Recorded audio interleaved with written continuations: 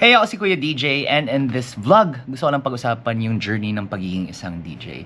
And naisip ko to dahil recently nagkaroon ng malaking pagbabago sa buhay ko. I got married a few weeks back, the time of this filming, and sing-sing natin. And dahil dun, lipat ako ng bansa. Kailangan kong pumunta kung saan yung asawa ko. Hindi naman sa kailangan, pero gusto ko rin. Of course, I wanna be with my wife. So, I'm gonna change countries, at least for the foreseeable future. So, ang dami magbabago, di ba? Yung trabaho natin mag-iiba kasi hindi na ako based dito sa Pilipinas. Lipat na ako. And at the same time, yung studio business ko dito, mag-iiba yung operations niya dahil wala ako dito personally. So, I have to do most of my producing remotely. And at the same time, yung pagdi-DJ natin, syempre iiba din yan dahil hindi na makapag-gig dahil wala ako dito sa Manila. Pero ang plano ko naman is to fly back and forth kapag meron mga big events like weddings or festivals or that kind of thing. So that yan, nakaplano na more or less. Pero yeah, it's gonna be a big change. And I've been thinking about this change for a while now. And sa totoo lang, medyo kabado pa rin ako kahit na matagal na namin tong naplano. And we've made like some plans already for how things will work out. Like I said, when it comes to like the studio work that I do, nag-record ako ng mga banda, di ba, nagpo-produce ako ng artists, may remote option naman yan. So, kinda, that's what we did over the pandemic. Sometimes, kunyari, pupunta dito may times na pupunta dito si Ebe Dancel, nag-record siya ng vocals para sa mga bago niyang songs which he released over the pandemic. So, that kinda was a test bed for how remote producing would work. So, for example, nandito kami sa studio ni Ebe.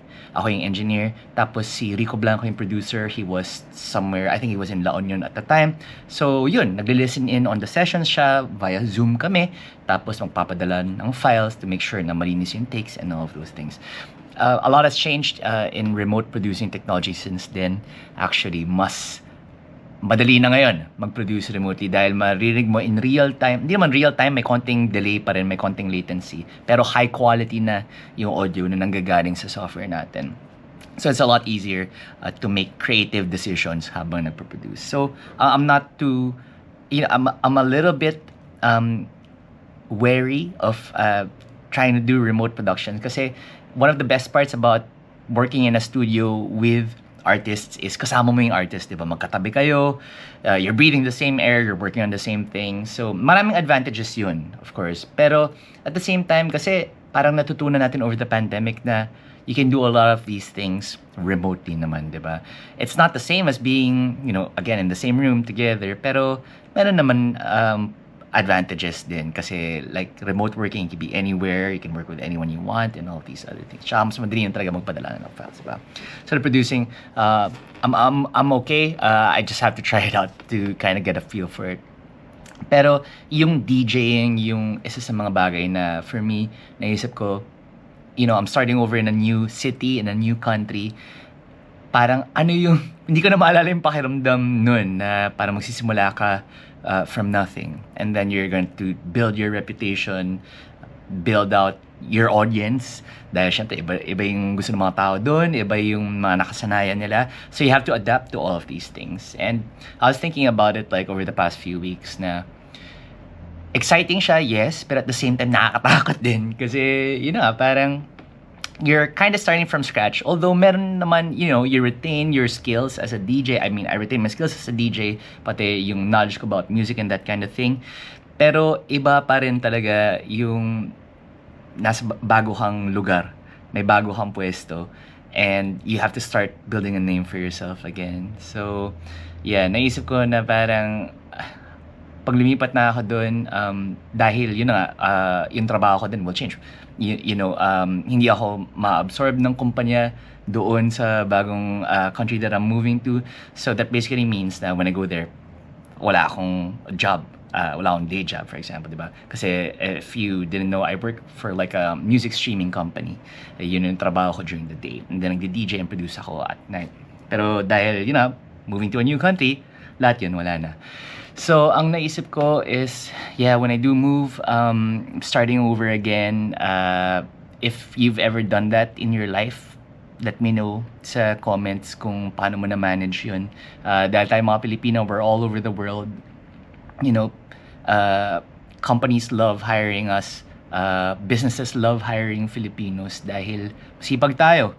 Alam natin yung ginagawa natin when we get hired, and you know, we know how to work hard, and I really believe that's one of the reasons why we do so well abroad, diba? So yun, ang inisip ko is like when I'm there, I guess I have more time to make content, and yun talaga yung magiging focus ko. So I do want to focus on like the YouTube channel, my TikTok, and also my Facebook, which you've been like an important part of. So thank you. If not, may subscribe button sa ilalim nito. But yeah, all of this moving and starting from scratch kind of made me think about like yung journey ng pagiging isang DJ. So let's talk about it, diba? Nung nagsimula ako mag-DJ in the late 90s, bale, yung exposure ko was I was able to see DJ equipment up close dahil yung kaklase ko meron siyang turntables, may Technics siya, tapos meron din siyang CDJs. So parang sabi ko, oh, astig to and he let us use it. Pumunta kami sa bahay niya, tapos meron siyang setup dun, tapos dun ako nagsimula mag-DJ. Nahawakan ko yung gear and everything, tapos syempre wala pa kaming masyadong alam nun sa pag-DJ dahil bata kami, but you know, we kind of figured it out on our own. Wala pang YouTube nung panahon na yun, walang mga tutorial. You had to have one-on-one lessons with another DJ or apprenticeship na nung time na yun, napahirap pa. So yeah, I kind of learned how to do things on my own. Tapos through the years, parang natutunan lang ako from other DJs, and then nagkaroon na ng mga online stuff, nagkaroon ng mga tutorial videos that you can buy via VHS minsan. Ngayon, medyo nag-iba na. Mas accessible na yung DJing, di ba? You can DJ using your smartphone, which I always recommend, especially kung beginner ka. You can do that. Pwede ka mag-DJ with your tablet, pwede ka with your laptop. Napakaraming paraan para makasubok, mag-DJ at matuto maging DJ dahil meron ding YouTube, may mga TikTok, tulad sa TikTok channel ko and all of these other places. So really, when you want to start DJing now, it's very easy to get into. It's very accessible. So parang yun yung pinakailalim if you think about like DJing as like a pyramid or a triangle. Sa pinakailalim ng pyramid na yan, nandyan yung first step natin, pagiging beginner na DJ, di ba? Naging interesado tayo, baka nakita natin yung mga kaibigan natin nagmi-mix gamit yung phone nila, or nakanood tayo ng video ng isang live set, maybe sa Tomorrowland or Hydro Music Festival dito sa Pilipinas or something like that, and we see the DJs playing music and having fun. Tapos naisip natin, gusto ko rin gawin yan. So you download the app on your phone, you watch a few tutorials, and off you go. So parang, kumbaga, at the very, very first level, you're interested in it, and then you download the app, you try it out, you have fun, maybe a few days, few weeks, you try it out, and that's great. So a lot of people enter DJing these days from that point, diba? Yung parang nagsisimula pa lang tayo. Now, the next level above that, and I think this would be like the second layer of that pyramid of the DJ's journey, is hobbyist ka na. So sabihin natin, nagustuhan mo yung pagdi-DJ sa app, you like it so much na yung ginagawa mo ngayon is pag may free time ka, nagdi-DJ ka, and you know, it's a form of recreation for you. So sabihin natin, nasa phone ka, baka bumili ka pa ng DJ splitter cable para makapag-headphone queuing ka, para iba yung narinig mo versus yung lumalabas sa speakers. Maybe tumutugtog ka for like, you know, pag dumadating yung mga kaibigan mo, may inuman kayo, or you have like a, you know, may outing kayo, po tayo like in some other like event or something like that. Tapos dala-dala mo yung phone mo and splitter cable headphones, and then you play, di ba? So I think that would be the second level, yung hobbyist ka. Maybe bumili ka pa nga ng DJ controller katulad ng Hercules Impulse 300 Mark II, or maybe the Numark DJ to go to, one of those entry-level controllers. You got it. So, alam mo yun, parang ginagawa mo siya for fun. You don't do it necessarily to earn money, you don't get paid for it, but you do it as a hobby, as something that you enjoy. Parang, alam mo yun, mahilig ka mag-basketball pero hindi ka professional basketball player. So, you know, every other month, naglalaro kayo ng mga kaibigan mo. Parang ganun siya, recreational hobbyist ka. That's the second level in the DJ's journey. Now, the third level in the DJ's journey, this is when you are actually a gigging DJ. Yung nagustuhan mo siya to the point na parang naisip mo, okay, tumutugtog na ako sa bahay ko, I know how to DJ, I know how to beat match, gumagawa na ako ng mga plays ng mga kanta, nire-record ko na yung mga DJ set ko, nagugustuhan siya ng mga tao online and that kind of thing. So, the next step for me is to play in front of people. And, di ba, nauso nung pandemic yung magte-Twitch stream tayo ng mga DJ sets or maybe sa FB Live or IG Live, sometimes sa TikTok pa nga, di ba? So, we perform in our bedroom, pero hindi pa natin to nagagawa in front of people in a public space. Hindi pa tayo binabayaran to do it. So, the third level is when you actually go out and play in front of people and you get paid for it. Sabihin natin, it doesn't have to be like a big amount. Sabihin natin, tumugtog ka sa isang bar or restaurant or grill or resto grill or something like that. Tapos, kailangan lang nila ng music on a Wednesday night para lang may ganap. Di ba? Kailangan nila mag-pull ng mga tao. So, sabihin nila, meron kaming DJ ngayong gabi and tutugtog siya for a few hours. So, may maraming gigs na ganyan. And then, usually, they don't really pay the most, di ba? Especially if it's like a smaller venue or parang it's outside of like a big city or something like that. Pero it's a chance for you to play in front of people and to actually get paid for DJing.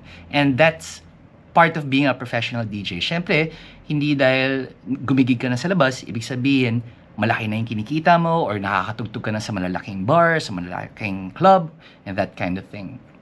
So, that would be the third level. And a lot of DJs na nagigig on a weekly basis or maybe even on a monthly basis kung hindi ganong kadalasan, they are on that third level. Dito yung parang, nagtatrabaho ka pa rin. Sometimes you have a day job or you have a night job. You work in other companies. Pero nakakapag-DJ ka. Tapos binabayaran ka to DJ. And it's because you already have the skills necessary in order to get to that point, to be able to play in front of people. Meron ka ng kumpiyansa. You're confident enough to perform in front of people, to play the music that you like.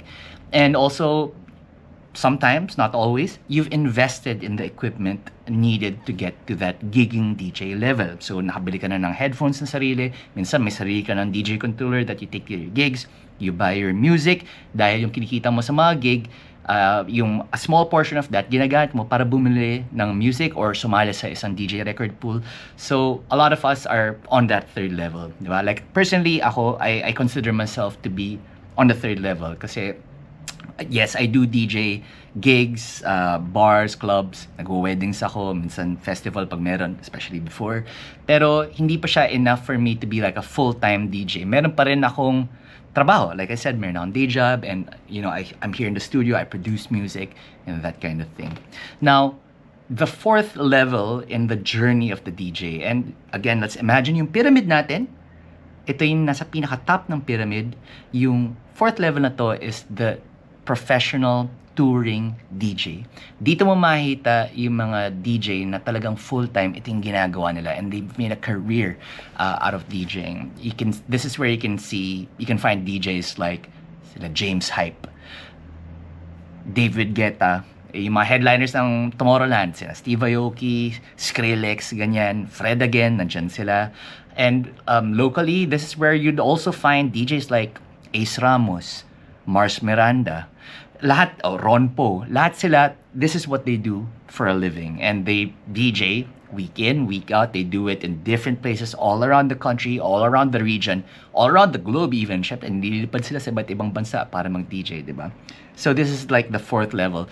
And parang ito yung part na, even you don't always have to get to that point. It's great to be at that point if that's what you aspire to be. If you aspire to be like that touring professional. Pero there are a lot of DJs na ayaw naman nilang gawing buong buhay nila yung pagdi-DJ. They just want it to be something that they do on the side but get paid for it. That's the third level. There are some DJs who just want to do it for fun on the weekend pag nandyan yung mga kaibigan, pamilya nila. That's the second level. And then meron din mga DJ na interesado lang sila, na curious sila and they want to try out. That's the fourth level. That's the first level. So basically what I'm saying here, the journey of the DJ, iba't ibang klaseng steps yan, iba't ibang klaseng journey, tsaka iba't ibang klaseng hilig dahil lahat tayo may iba't ibang klaseng course in life. Lahat tayo iba yung gusto natin na outcome sa buhay natin, di ba? Not just because you are a beginner doesn't mean that you are less of a DJ than somebody who is, you know, a gigging DJ, for example, or a hobbyist DJ. I think personally, and this is like my personal opinion, of course, I think anybody who is interested in DJing and likes music and likes sharing that music with people, for me, that's enough of a reason to be a DJ and to actually call yourself a DJ. Now, of course, yung skill levels nating mga DJ, iba't iba rin yan. So, of course, there are always going to be DJs better than you. There are going to be DJs who are a little bit worse than you. That's just how life is, diba? Pero it doesn't invalidate the idea that, you know, they are DJs too. So, yun na, I just wanted to kind of map out like this journey from being a beginner all the way to being either a gigging professional or a touring professional. And I just want to say then na parang just because you don't have equipment doesn't mean you're not a DJ. And just because you're not being paid to DJ, it doesn't mean you're not a DJ. Let's not forget that the most important thing about being a DJ is that you have a passion for music and you want to share that passion for music with others, di ba? Ano ba nga ba yung pag-DJ? Tumutugtog ka na ng kanta para sa ibang tao, di ba? You're sharing that with others. And isa yun sa mga aral na napulot ko sa time ko with Digital DJ Tips. Si Phil Morse yung boss ko, siya yung founder ng Digital DJ Tips. Yun yung sinasabi niya sa akin parati na, alam mo, maraming beginners sa DJing and that's a good thing. Kasi habang dumadami yung mga beginners yung pumapasok dito sa eksena natin ng pagdi-DJ, it's good kasi nagkakaroon ng different kinds of perspectives on DJing, nagkakaroon ng different approaches towards DJing, and nagkakaroon ng more people playing music for other people, di ba? Imbes na parang gini-gatekeep siya or something like that. So, in that sense, si Phil really had like this mindset of DJing being about sharing stuff, sharing knowledge about DJ technology, DJ gear, and music, sharing songs, sharing playlists, diba? And that's why, like, if you take a look at like the DJ community now, whether online or even offline, kung saan ka nakatira, a lot of it is based on a community or communal aspect. There was a time na madalas ako pupuntang Jakarta sa Indonesia for work. Tapos yung isang napansin ko doon was that lahat ng mga DJs doon, parte sila ng isang DJ collective or sometimes more than one DJ collective pa nga. And I'm not sure if it's just like an Indonesian culture thing, pero dahil sobrang daming DJ groups doon, ang daming eksena parate. And I wish na ganun din sa atin sa Pilipinas. I know there are a lot of collectives now, especially sa mga mas bata. Yung mga We Are Very Done, sina Jazz Zamora, for example. Or yung mga tumutugtog minsan sa Apotheca in Poblacion, that kind of thing. So they all have their groups, which is great, diba?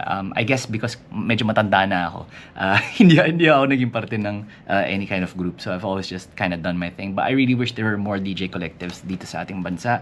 And I'm sure like ikaw, you watching this, you know, if you have like friends who are into DJing, why don't you make your own DJ group and gamitin mo yun as a way for you to get gigs kung nasan ka man. You don't have to be in a city. You don't have to be in Manila or Cebu or Davao even. You can be like in other parts of the country. And dahil grupo kayo na meron kayong hilig sa music, tas meron kayong mga kaibigan na mahilig din sa music, pwede kayong gawa ng event, tas sama-sama kayo dun, di ba? It doesn't have to be like a big super club or something. It can just be like, you know, a cafe or like a small bar or, you know, ihawan sometimes, diba? It doesn't have to be like, you know, a really swanky place with laser lights and fog machines and all of that. Basta lugar kung saan pwede magtipon-tipon yung mga tao at sumayaw, makinig, uminom, kumain. I think that's good enough. Lalo na tayong mga Pilipino, lalo naman hilig natin yan. So yeah, that's it. I just wanted to make this little vlog. Kung first time mo ito makita, please subscribe to the channel and sana subaybayan mo yung pakikipagsapalaran ko sa bagong bansang lilipatan ko. Saan yun? Where is it gonna be? I'll let you know in the next vlog.